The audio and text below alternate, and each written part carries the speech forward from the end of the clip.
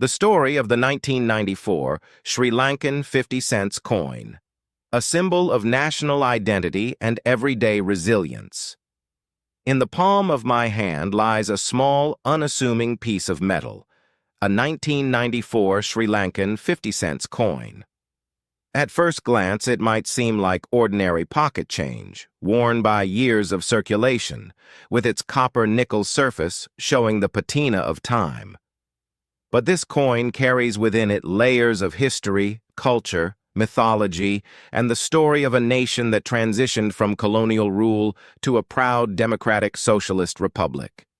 This is not just a story of metal and minting, it's a tale of ancient legends, post-independence struggles, economic realities, and the quiet dignity of everyday Sri Lankans. We will explore both sides of the coin, its design, symbolism, creators, purpose, and its place in the international collector's market, weaving a narrative that spans over 2 millennia. The side featuring the large numeral 50, prominently in the center, represents the practical face of the coin. Surrounding it are inscriptions in Sri Lanka's 3 official languages, Sinhala, Sri Lanka Sat PNH, or Sri Lanka Sat Panaha, Tamil 50 or Ambathu Satham, and English 50 cents. Below sits the year 1994, flanked by decorative elements and a wreath-like border. This multilingual design is no accident. It reflects Sri Lanka's complex ethnic and linguistic tapestry. Sinhala, spoken by the majority Sinhalese community, Tamil, by the significant Tamil minority, and English as a legacy of British colonial rule. After gaining independence in 1948 as Ceylon, the country underwent significant changes. In 1972, it became the Republic of Sri Lanka, shedding the last vestiges of monarchy and colonial nomenclature. The coinage was updated to emphasize unity in diversity. The 50 cents denomination, equal to half a Sri Lankan rupee, LKR, was part of a decimal system introduced earlier but refined in the Republican era. The wreath and decorative motifs symbolize prosperity and continuity. These coins were minted in large quantities, 40 million in 1994 alone, by the Royal Mint in the United Kingdom or local facilities under Central Bank of Sri Lanka oversight. They were made of copper-nickel alloy, non-magnetic in this series, weighing about 5.5 grams, with a reeded edge for security against counterfeiting. The purpose was straightforward: to serve as everyday currency in a developing economy where small transactions mattered. In the 1990s, Sri Lanka was recovering from economic challenges and the early years of internal conflict. This coin helped facilitate trade in markets, buses, and tea estates. The other side, often called the obverse, proudly displays the emblem of Sri Lanka. At its heart is a majestic lion, Sinha, holding a sword, Kastane, in its right forepaw, standing on a traditional platform. This is encircled by a ring of golden petals of the blue lotus, the national flower, symbolizing purity and enlightenment.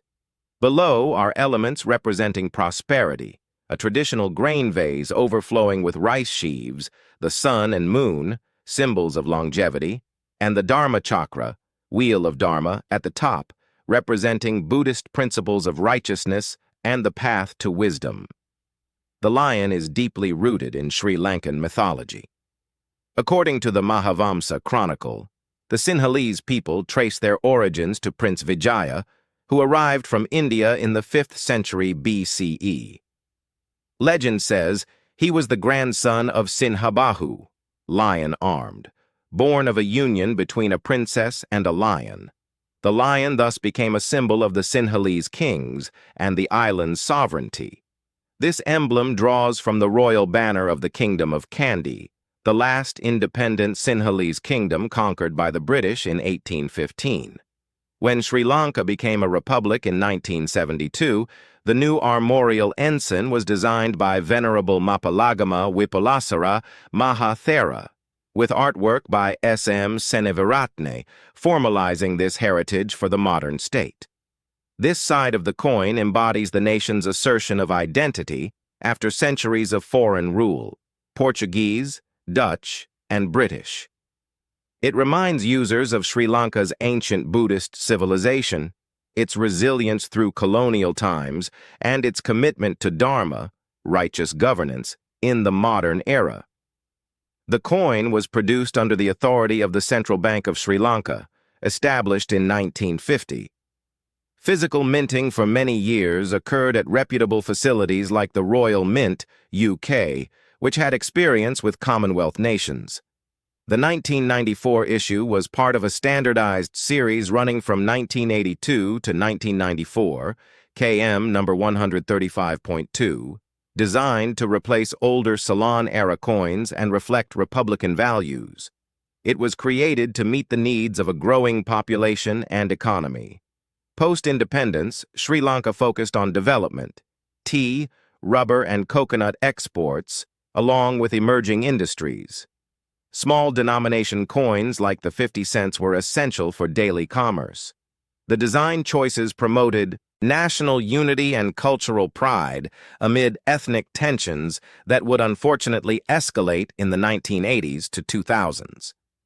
To truly appreciate this 1994 coin, we must travel back through Sri Lanka's rich monetary history. The island, known anciently as Lanka, Taprobane, or Ceylon, had sophisticated trade and currency systems long before European arrival. Ancient kingdoms used cowrie shells, gold coins, and punch-marked silver from the Anuradhapura period, 3rd century BCE onward. Buddhist chronicles like the Mahavamsa record kings issuing coins to symbolize prosperity and royal authority. Portuguese, 1505 to 1658, Dutch, 1658 to 1796, and British, 1796 to 1948, colonizers introduced their own coins. The British unified the currency, introducing the Ceylon rupee in 1872, tied to the British pound. Coins featured British monarchs like Queen Victoria or George VI. After independence on February 4, 1948, Ceylon retained the rupee but began localizing designs. The Central Bank of Ceylon, later Sri Lanka, issued its first truly national coins in 1963, featuring the national emblem. The pivotal year was 1972. On May 22nd, Ceylon became the Republic of Sri Lanka. This republican shift led to major coinage reforms. The armorial ensign replaced older symbols on the obverse, and the reverse emphasized value in all three languages. The 50 cents coin series, 1972 to 1994, bridged the transition from dominion to full sovereignty. By the 1980s to 90s, amid the Sri Lankan Civil War, 1983 to 2009, and economic liberalization under President J.R. Jayawardene and successors, these coins circulated widely. They witnessed inflation, policy changes, and the resilience of ordinary citizens, farmers, fishermen, teachers, and traders. The Dharma Chakra symbolizes the Eightfold Path, a moral compass for governance. The rice sheaves represent agricultural self-sufficiency, a priority after independence when food security was key. The sun and moon signify eternity, the hope that the nation would endure. This coin also tells a story of minting technology. Copper-nickel alloy was chosen for durability and cost-effectiveness. The reeded edge prevented clipping or filing of metal, a problem in older currencies. High mintage ensured availability, making it a true people's coin. While not rare, 1994 coins appealed to thematic collectors, those focusing on post-colonial Asia, Buddhist symbolism, or multilingual currency. In international markets, eBay, Numista, NGC, common circulated pieces sell for 10 cents to $1, while better-grade examples reach $50 to $200 proof or error varieties, if any, are scarcer $50,000 to $2 million. Its value is more sentimental and educational. Many Sri Lankan diaspora families keep these as mementos of home.